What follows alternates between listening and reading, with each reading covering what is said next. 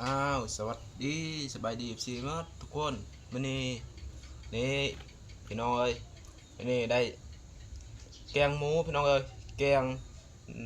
น้ำมันหมูและก็ใส่เฮ็ดพี่น้องเอ้ยอีเมอธิบายเบื้องอีเมปากของเขาเฮาเสียนมันอธิบายบ่ได้กับผักคะปนกันกับเห็ดขาวนี่ตัวนี้แกงนี่พี่น้องเอ้ยยกก่อนพี่น้องย่าน FC บ่เห็นเนาะถ้วยตัวนี้เรือมันเช่าพี่น้องเว้ยแน่ดะกอนี่พี่น้องเอ้ย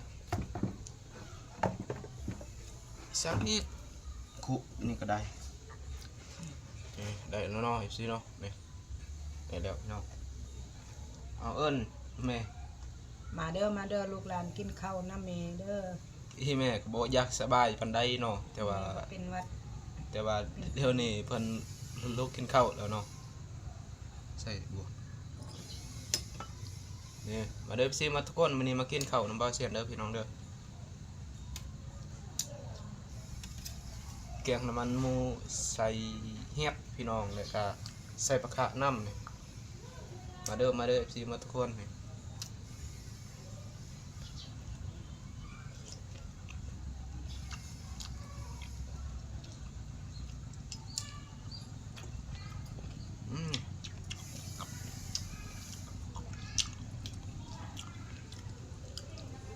แซ่บหลายพี่น้องและอันนี้มกพี่น้องเอ้ยมกเรือวังเช้าเนาะเรือตอนเช้า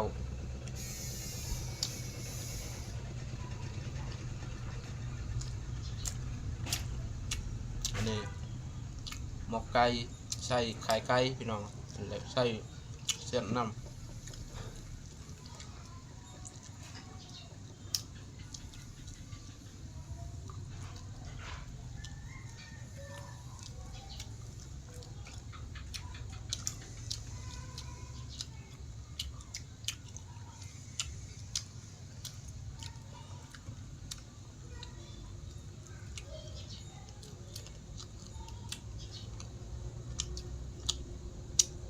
แม่กินปลาแม่บ่อยากมันยันว่าวัดเพิ่ม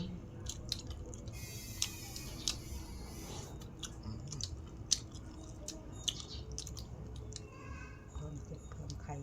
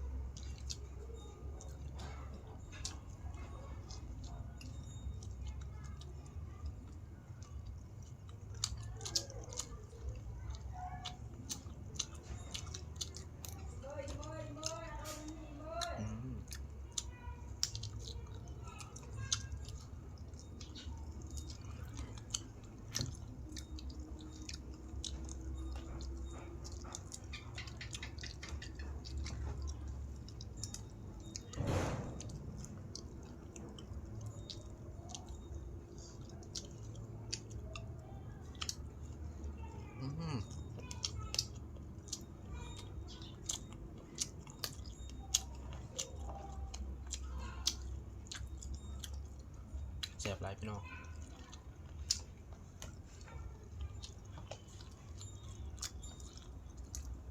แกงปลา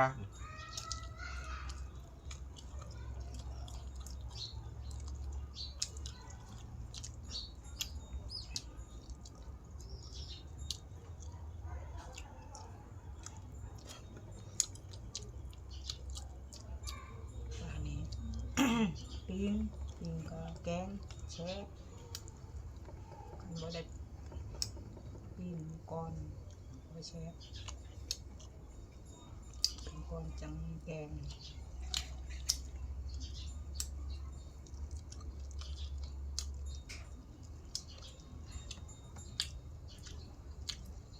น้อยๆประชา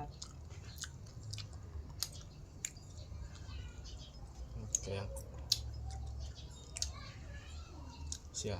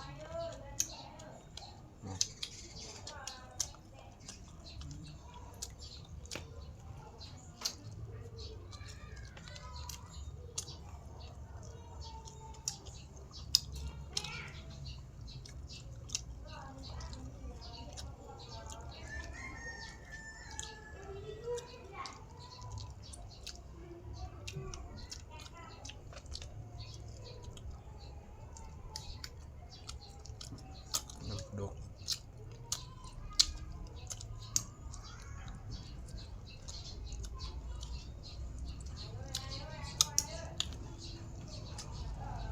ข้าวเหนียวอยู่ติดก็เต็ม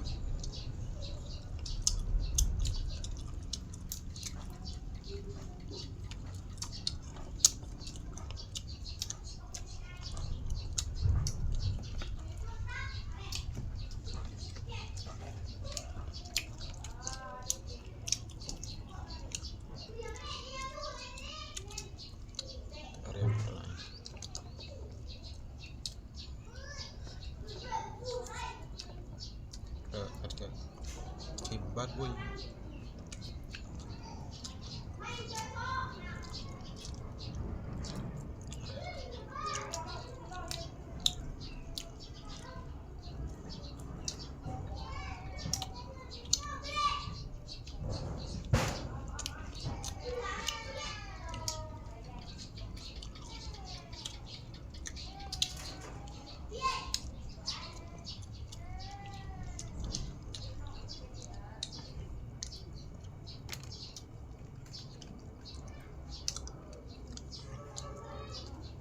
แซ่บน้อยอบหมอกเลยแซ่บขนาด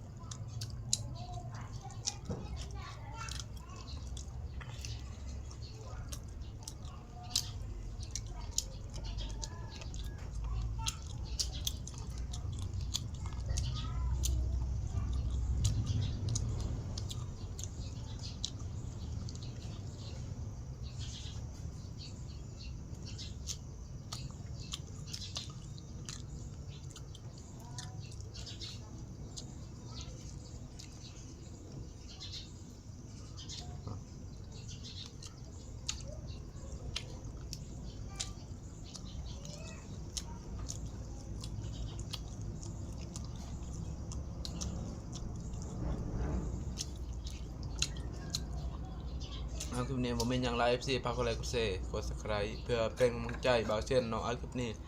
ก็คำว่าสวัสดีบ๊ายบาย